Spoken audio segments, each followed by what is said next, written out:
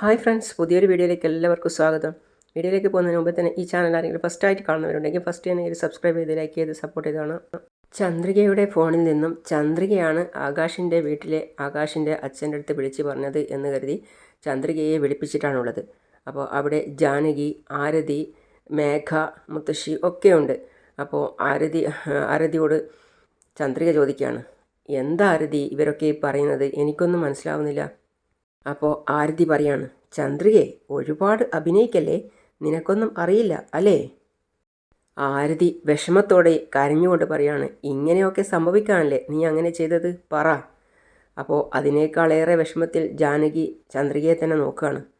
അപ്പോൾ മേഘ ഒരു വല്ലാത്തൊരു ചിന്തയോട് കൂടിയിട്ട് ചന്ദ്രികയെ നോക്കുകയാണ്. ഇവൾക്ക് ഇത് തന്നെ കിട്ടണം എന്നുള്ളൊരു ധാരണയോടെ. വീണ്ടും ചന്ദ്രിക ചോദിക്കുകയാണ്, എന്താ ആരതി നീ ഈ പറയുന്നത്, ഒന്ന് നിർത്തു ചന്ദ്രികയെ, ഒന്നും അറിയാത്തതുപോലെ പറയുന്നു.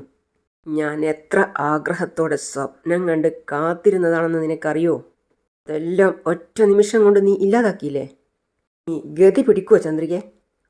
അയ്യോ ആരതി, ഞാൻ എന്താ ചെയ്തേ, നീ എന്താ ഇങ്ങനെയൊക്കെ പറയുന്നേ? വെറുതെ അഭിനയിക്കല്ലേ ചന്ദ്രികയെ, നീ ചെയ്ത കാര്യം ഇവിടെ എല്ലാവർക്കും മനസ്സിലായി. മേഘ ഇടപെട്ട് പറയാണ്, അമ്മായി ഇവരൊക്കെ എന്തായി പറയുന്നത്, എനിക്കൊന്നും മനസ്സിലാവുന്നില്ല അമ്മായി.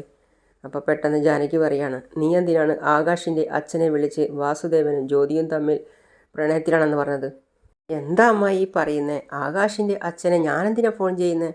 അപ്പോൾ ചന്ദ്രികയെ തന്നെ എല്ലാവരും നോക്കുകയാണ്. അതായത് മേഘയൊക്കെ ഒരു വല്ലാത്ത രീതിയിലാണ് നോക്കുന്നത്. സത്യമായും അദ്ദേഹത്തിൻ്റെ നമ്പർ പോലും എനിക്കറിയില്ല. മേഘ, അതെ അതെ, നമ്പർ പോലും അറിയാതെയാണോ നീ ആകാശിൻ്റെ അച്ഛനെ വിളിച്ചത്? മേഘ പറയാണ്, ആദ്യം നിൻ്റെ ഫോണിൽ തന്നെ തരാൻ എന്ന് പറഞ്ഞവൾ ചന്ദ്രികയുടെ കയ്യിൽ നിന്നും ഫോൺ പിടിച്ചു വാങ്ങി. എന്നിട്ട് മേഘ പറയാണ്, ഇതിൽ കോൾ ലിസ്റ്റിൽ നോക്കിയാൽ അറിയാലോ, കണ്ടോ, ഈ നമ്പറിൽ നീ തന്നെയാണ് 5-ാം തീയതി ആകാശിൻ്റെ അച്ഛനെ വിളിച്ച് സംസാരിച്ചിട്ടുള്ളത്. 10 മിനിറ്റ് നീ സംസാരിച്ചതിൻ്റെ റെക്കോർഡാണ് ഇത്. അപ്പോൾ അത് കണ്ടിട്ട് ചന്ദ്രികയും പറയാണ്, അയ്യോ. എന്നിട്ട് മേഘ ആ ഫോണിലുള്ള നമ്പർ കൊണ്ട് പോയിട്ട് ജാനകിക്കും ആരതിക്കും ഒക്കെ കാണിച്ചു കൊടുക്കുകയാണ്, ഇതാ നോക്ക് നോക്ക് എന്ന് പറഞ്ഞിട്ട്. അതിനുശേഷം ചന്ദ്രികയുടെ കയ്യിൽ കൊടുത്തു ഫോണ്. ചന്ദ്രിക പിന്നെയും പറയാണ്, ഞാൻ അദ്ദേഹത്തോട് സംസാരിച്ചിട്ടില്ല. പിന്നെ എങ്ങനെയാ നീ ആകാശിൻ്റെ അച്ഛനോട് അത്രയും നേരം സംസാരിച്ചത്? നിനക്ക് കള്ളം പറയാം, പക്ഷേ ഫോൺ ഹിസ്റ്ററി കള്ളം പറയില്ലല്ലോ. അയ്യോ അമ്മായി, ഞാൻ കള്ളം പറഞ്ഞതല്ല, എന്നെ വിശ്വസിക്കണം. ഇടയ്ക്ക് ചന്ദ്രികെ, എൻ്റെ ഭർത്താവ് മറ്റൊരുത്തിയുമായിട്ട് ജീവിക്കുന്നത് നീ എന്നോട് പറഞ്ഞു, പിന്നെ നീ അതെന്തിനാ ആകാശിൻ്റെ അച്ഛനോട് ഫോൺ ചെയ്ത് പറഞ്ഞത്? അപ്പോൾ ആരതിയുടെ ജീവിതം നശിപ്പിക്കണം എന്നല്ലേ നിൻ്റെ ആഗ്രഹം? ചന്ദ്രിക അറിയാത്ത കാര്യമായതുകൊണ്ട് ചന്ദ്രിക വിങ്ങിപ്പൊട്ടുകയാണ്. അമ്മായി, സത്യമായിട്ടും ഞാൻ അദ്ദേഹത്തോട് സംസാരിച്ചിട്ടേയില്ല അമ്മായി. ആരതിയുടെ ജീവിതം നശിപ്പിക്കണമെന്ന് എനിക്ക് യാതൊരു മോഹവും. മുത്തശ്ശി അത് കേട്ടപ്പോൾ പറയാണ്, അയ്യോ. ചന്ദ്രിക അപ്പോൾ ആരതിയോട് പറയാണ്, ആരതി നീ എന്നെ വിശ്വസിക്കണം ആരതി, ഞാൻ നിൻ്റെ ജീവിതം നശിപ്പിക്കാൻ ശ്രമിക്കുമോ? അതേ ചന്ദ്രികയെ, നീ വളരെ നല്ലവളാ, ഞാനത് വിശ്വസിച്ചു. ദയവ് ചെയ്ത് എന്നെ ഒന്ന് വിശ്വസിക്ക്, ഞാൻ ആർക്കും ഫോൺ ചെയ്തിട്ടില്ല. ആരതി കരഞ്ഞുകൊണ്ടിരിക്കുകയാണ്. അപ്പോൾ ചന്ദ്രിക പറയാണ്, ഇവിടെ എന്തോ തെറ്റിദ്ധാരണ ഉണ്ടായിട്ടുണ്ട്, മറ്റാരോ എൻ്റെ ഫോണിൽ നിന്നും സംസാരിച്ചിരിക്കുക. ഏയ്, നിൻ്റെ ഫോൺ നിൻ്റെ കയ്യിലല്ലേ, പിന്നെ ആര് സംസാരിക്കാനാ? മേഘ പറയാം, ആകാശിൻ്റെ അച്ഛൻ തെളിവോടെ നീയാണ് സംസാരിച്ചത് എന്ന് പറയുന്നുണ്ട്. അമ്മായി, ഇല്ല അമ്മായി, ഞാൻ സംസാരിച്ചിട്ടില്ല, എന്നെ ഒന്ന് വിശ്വസിക്കാരതി. അപ്പോൾ ആരതി പറയാണ്, നീ എത്ര നല്ലവളാണെന്നാണ് ഞാൻ കരുതിയത്, പക്ഷേ നീ മേഘേച്ചി പറഞ്ഞതുപോലെ ഒരു ക്രിമിനലാ. മുത്തശ്ശിയും പറയാണ്. അപ്പോൾ ആരതി, എനിക്കൊരു നല്ല ജീവിതം കിട്ടിയാലോ എന്നുള്ള അസൂയാണല്ലേ നിനക്ക് ചന്ദ്രികയെ? അയ്യോ ആരതി, എന്തിനാ ഇപ്പം ഇങ്ങനെയൊക്കെ പറയുന്നേ? നിനക്ക് സത്യം എങ്ങനെ മനസ്സിലാക്കി തരണം എന്ന് എനിക്കറിയില്ല കുട്ടി. എൻ്റെ അച്ഛനാണ് എൻ്റെ ജീവിതം തുലച്ചത് എന്നാണ് ഞാൻ കരുതിയത്. നീയും അങ്ങനെ ചെയ്യുമെന്ന് ഞാൻ കരുതിയില്ല ചന്ദ്രികയെ. ചന്ദ്രിക പറയാണ്, അയ്യോ ഞാനിതെങ്ങനെ വിശ്വസിപ്പിക്കുക? അപ്പോൾ ആരതി, എൻ്റെ അച്ഛന് മറ്റൊരു സ്ത്രീയുമായി ബന്ധമുണ്ടെന്ന് പറഞ്ഞാൽ പിന്നെ എന്നെ ആരാ ഇനി വിവാഹം കഴിക്കുക? പറ ചന്ദ്രികയെ. അപ്പോൾ മുത്തശ്ശി പറയാണ്, അഥവാ ഇനി ആരെങ്കിലും വന്നാൽ തന്നെ അവർ ഇതൊക്കെ അറിഞ്ഞ് കല്യാണം കഴിക്കുമോ? ഈ ചന്ദ്രിക അവരോടും എന്തെങ്കിലും കള്ളം പറഞ്ഞ് അവരെയും ഓടിച്ചു വിട്ടുകളയും. ചന്ദ്രിക പിന്നെയും പറയാണ്, ദാ നോക്ക്, ആരതി എൻ്റെ സ്വന്തം അനിയത്തിയെ പോലെയാ, അവളുടെ ജീവിതം ഞാനെങ്ങനെയാണ് നശിപ്പിക്കുന്നേ? എന്താ നിങ്ങൾ ഇങ്ങനെയൊക്കെ പറയുന്നേ? ഇവളുടെ ജീവിതം നന്നായാൽ എല്ലാവരേക്കാളും കൂടുതൽ ഞാനായിരിക്കും സന്തോഷിക്കുന്നത്. മാലതി മുത്തശ്ശി പറയാണ്, അതെ അതെ അതെ അതെ, ഇപ്പം എല്ലാവർക്കും നിൻ്റെ കാര്യം മനസ്സിലായല്ലോ, നിൻ്റെ ആത്മാർത്ഥത. പിന്നെ ചന്ദ്രിക പോയിട്ട് ആരതിയുടെ കൈ പിടിച്ചിട്ട് പറയാണ്, ആരതി കരയല്ലേ ആരതി, ആകാശിൻ്റെ അച്ഛനെ വിളിച്ച് ഞാൻ ഒരു കാര്യവും പറഞ്ഞില്ല. അപ്പോൾ ആരതി പറയാണ്, വിട് കൈ എൻ്റെ. വീണ്ടും ചന്ദ്രിക കൈ പിടിച്ചിട്ട് പറയാണ്, ദയവ് ചെയ്ത് ഞാൻ പറയുന്നതൊന്ന് വിശ്വസിക്കാരതി. ഏയ് എൻ്റെ കൈവിട്. പിന്നെ ചന്ദ്രികയോട് ആരതി പറയാണ്, നിന്നെ കാണുന്നതേ എനിക്ക് അറപ്പാ. എൻ്റെ മുഖത്ത് നോക്കരുത്. എൻ്റെ മുന്നിലിങ്ങനെ നിൽക്കാതെ ദയവ് ചെയ്ത് ഒന്നിവിടുന്ന് പോ. പിന്നെ ചന്ദ്രിക അമ്മായിയോട് പറയാണ്, അമ്മായി ആരതി ചെറിയ കുട്ടിയാ, പെട്ടെന്നുള്ള ദേഷ്യത്തിലാണ് ഇങ്ങനെയൊക്കെ പറയുന്നത്. ഞാനിങ്ങനെ ഒരു തരം താഴ്ന്ന പ്രവൃത്തി ചെയ്യുമോ അമ്മായി? അപ്പോൾ ജാനകി പറയാണ്, അപ്പോൾ നിൻ്റെ ഫോണിൽ നിന്ന് ആകാശിൻ്റെ അച്ഛന് തന്നെ അങ്ങ് കോള് പോയതാണോ? നീ അറിയാതെ ആരാ നിൻ്റെ ഫോൺ എടുത്ത് വിളിക്കുക? പറയ് ചന്ദ്രികെ. ചന്ദ്രിക പറയാണ്, അമ്മായി അതാ എനിക്കും മനസ്സിലാവാത്തത്. വെറുതെ വിട്ട് തെളിയിക്കാൻ വേണ്ടി നീ CBIയെയും കൂടി കൂട്ടിക്കൊണ്ടുവരുമെന്ന് തോന്നുന്നല്ലോ മേഘ. നോക്ക് ചന്ദ്രികെ, നീ എങ്ങനെയുള്ളവളാണെന്ന് ഇവിടെ എല്ലാവർക്കും മനസ്സിലായി കഴിഞ്ഞു. ഇനിയും നിനക്കിവിടെ ഇനി ആരെയും പറ്റിക്കാൻ പറ്റില്ല. എന്നിട്ട് മേഘ പറയാം, അമ്മായി തന്നെ പറയും ഇവളെ എന്താ ചെയ്യേണ്ടതെന്ന്. എന്നിട്ട് മേഘ ആരതിയോട് പറയാണ്, ആരതി നീ തന്നെ പറ, ഇവൾ ചെയ്ത തെറ്റിന് ഇവൾക്ക് എന്ത് ശിക്ഷ കൊടുക്കണമെന്ന്. ഇങ്ങനെ ഒരുത്തിയുടെ മുഖം എനിക്ക് കാണണ്ട, കഴുത്തിന് പിടിച്ച് പുറത്താക്ക്. പിന്നെയും ചന്ദ്രിക വിഷമത്തോടെ പറയാണ്, ആരതി. അപ്പോൾ മേഘ, അവൾ പറഞ്ഞത് കേട്ടില്ലേ, പുറത്തു പോകാൻ. ആരതി മോളെ, നീ എന്നെ ഒന്ന് വിശ്വസിക്ക്, നിന്റെ ജീവിതം ഞാൻ നശിപ്പിച്ചിട്ടില്ല. പിന്നെ മേഘ, ഏയ് പോടി പുറത്ത്, എൻ്റെ മുതലക്കണ്ണീര് ഒഴുക്കൽ മതി. മേഘ പിന്നെ കയ്യിൽ പിടിച്ച് വലിക്കുകയാണ്, വാടി ഇവിടെ വാ എന്ന് പറഞ്ഞിട്ട്. എന്നിട്ടും ചന്ദ്രിക പറയാണ്, ആരതി ഞാൻ പറയുന്നത് കേൾക്കാരതി. അപ്പം മേഘ, നിന്നോട് വരാനല്ലേ പറഞ്ഞത്, ഞാൻ പറയുന്നതൊന്ന് വിശ്വസിക്കും മോളെ നീ. ഋഷിയും ഇടപെട്ടിട്ട് തള്ളുകയാണ്, പോടി അവിടുന്ന് എന്ന് പറഞ്ഞിട്ട്. അപ്പം വീണ്ടും ചന്ദ്രിക പറയാണ്, ഞാൻ ആരെയും വിളിച്ചിട്ടില്ല മോളെ, നീ എന്നെ ഒന്ന് വിശ്വസിക്കുന്നു. അവർ 3 പേരും കൂടി ചന്ദ്രികയെ വലിച്ചിഴച്ചു കൊണ്ടുവരുവാണ്. അതായത് മേഘയും മുത്തശ്ശിയും മനോഹരനും.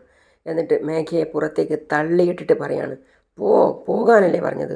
ചന്ദ്രിക പിന്നെയും വിളിക്കുകയാണ്, അമ്മായി ആരതി എന്ന്. അപ്പോൾ മുത്തശ്ശി തള്ളിയിട്ട് പറയാണ്, പോകാനല്ലേ പറഞ്ഞത്, പോടി അവിടുന്ന്.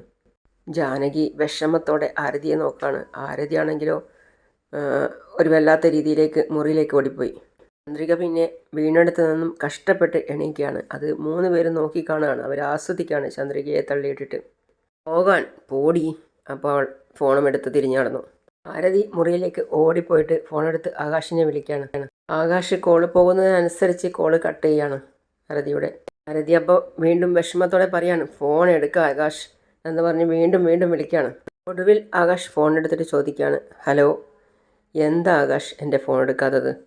എൻ്റെ അച്ഛൻ ചെയ്ത തെറ്റിന് എന്നെ എന്തിനാ വേണ്ടാന്ന് വെക്കുന്നത്? പ്ലീസ് ആകാശ്, നിൻ്റെ അച്ഛനെ പറഞ്ഞൊന്ന് കൺവിൻസ് ചെയ്യൂ. ആരതി, ഞാൻ എൻ്റെ അച്ഛനോട് ഒരുപാട് തവണ പറഞ്ഞു നോക്കി, പക്ഷേ അദ്ദേഹം സമ്മതിക്കുന്നേയില്ല. ആകാശ്, നിൻ്റെ അച്ഛൻ്റെ കാര്യം എൻ്റെ റിലേറ്റീവ്സ് ആരെങ്കിലും അറിഞ്ഞാൽ അത് അച്ഛന് മോശമാണെന്നാണ് പറയുന്നത്. അതാണിപ്പോൾ എൻ്റെ അച്ഛൻ ആലോചിക്കുന്നത്. അപ്പോൾ ആരതി, അയ്യോ ആകാശ്, അപ്പം നിൻ്റെ അച്ഛനെടുത്ത തീരുമാനം ശരിയാണെന്നാണോ? എൻ്റെ അച്ഛൻ്റെ തീരുമാനം ശരിയാണെന്ന് ഞാൻ പറയുന്നില്ല, പക്ഷേ ആ തീരുമാനം എനിക്ക് മറികടക്കാനാവില്ല. ആകാശ്, അങ്ങനെ പറയല്ലേ ആകാശ്, പ്ലീസ്.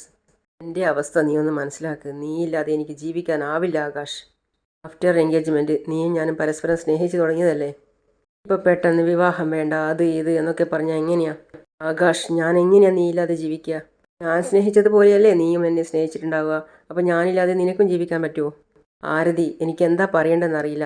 നീ എനിക്ക് കുറച്ചുകൂടി സമയം താ, ഞാൻ അച്ഛനോട് ഒന്നുകൂടി സംസാരിച്ച് നോക്കട്ടെ. അച്ഛൻ സമ്മതിച്ചാലേ എന്തായാലും ഈ കല്യാണം നടക്കൂ, അല്ലെങ്കിൽ നടക്കില്ല. അപ്പോൾ ആരതി പറയാണ്, അയ്യോ ആകാശ്, എന്താ മനസ്സിലാക്കാത്തേ? എൻ്റെ ജീവിതം തകർക്കാൻ വേണ്ടിയാ ചന്ദ്രിക നിൻ്റെ അച്ഛനോട് ഈ കാര്യം പറഞ്ഞത്. ആകാശ്, പ്ലീസ് ആകാശ്, നിൻ്റെ അച്ഛനോട് നീ ഒന്ന് സംസാരിക്കൂ പ്ലീസ്. ശരി, ഞാൻ സംസാരിക്കാം.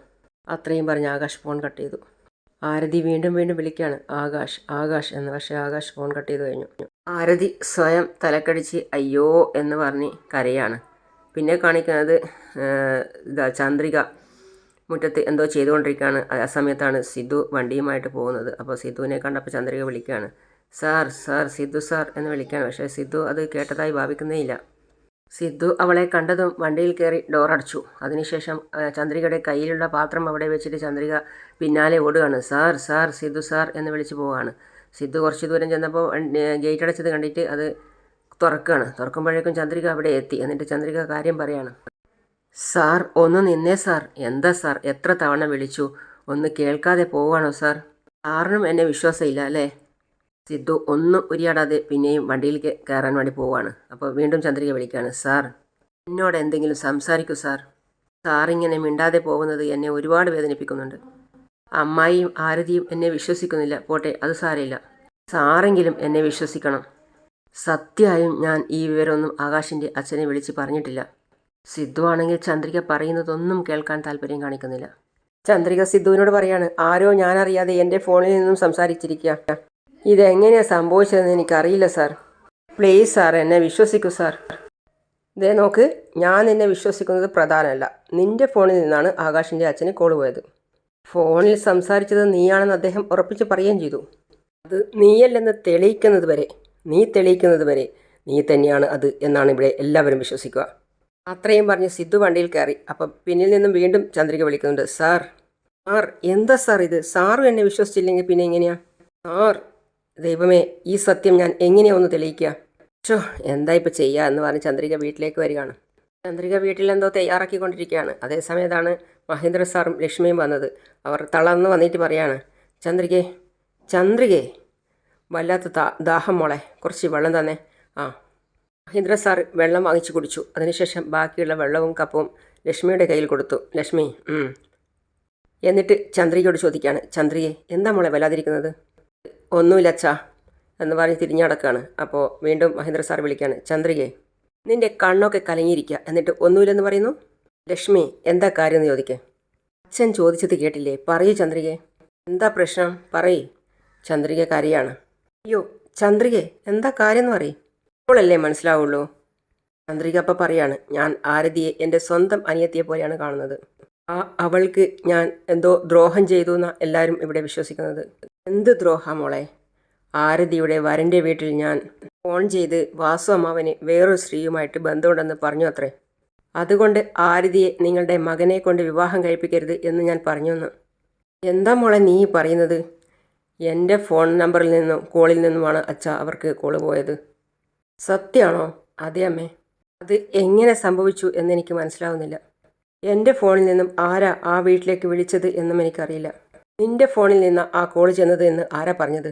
ആ പയ്യൻ്റെ അച്ഛനാ പറഞ്ഞതെന്ന്. അയാളുടെ ഫോണിൽ റിസീവ്ഡ് കോളിൽ എൻ്റെ നമ്പറാണ് ഉണ്ടായിരുന്നത്. അതെങ്ങനെയാ മോളെ, നിൻ്റെ ഫോണിൽ നിന്ന് എങ്ങനെയാണ് കോൾ പോകുന്നത്?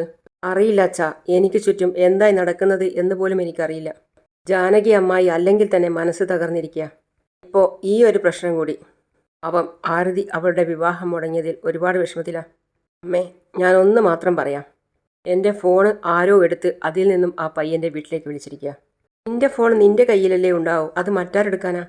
മലർ ഇടയ്ക്കിടയ്ക്ക് ഗെയിം കളിക്കാനായി എൻ്റെ ഫോൺ എടുത്തുകൊണ്ട് പോകാറുണ്ട്.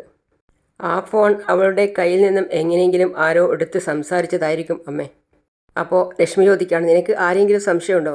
പെട്ടെന്ന് മഹേന്ദ്ര സാർ പറയാണ്, വേറെ ആരായിരിക്കും ഇങ്ങനെയുള്ള കാര്യങ്ങളൊക്കെ ചെയ്യുന്നത്?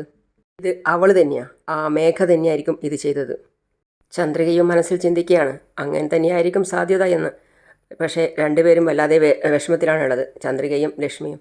അപ്പോൾ അങ്ങനെയാണ് ഇന്നത്തെ ഭാഗം അവസാനിക്കുന്നത്. അപ്പോൾ അടുത്ത പുതിയ വിശേഷമായിട്ട് വീണ്ടും കാണാം. അതുവരെ ഈ ചാനൽ സബ്സ്ക്രൈബ് ചെയ്യാതെ ആരെങ്കിലും കാണുന്നുണ്ടെങ്കിൽ പെട്ടെന്ന് തന്നെ സബ്സ്ക്രൈബ് ചെയ്ത് ലൈക്ക് ചെയ്ത് സപ്പോർട്ട് ചെയ്ത് കാണാം. നിങ്ങളുടെ ഫീഡ്ബാക്ക് എന്താണെങ്കിലും അറിയിക്കുക, എന്താണെങ്കിലും അറിയിക്കുക. അപ്പോൾ അടുത്ത പുതിയ വിശേഷമായിട്ട് വരുന്നവരേക്കും സീ യു ഓൾ.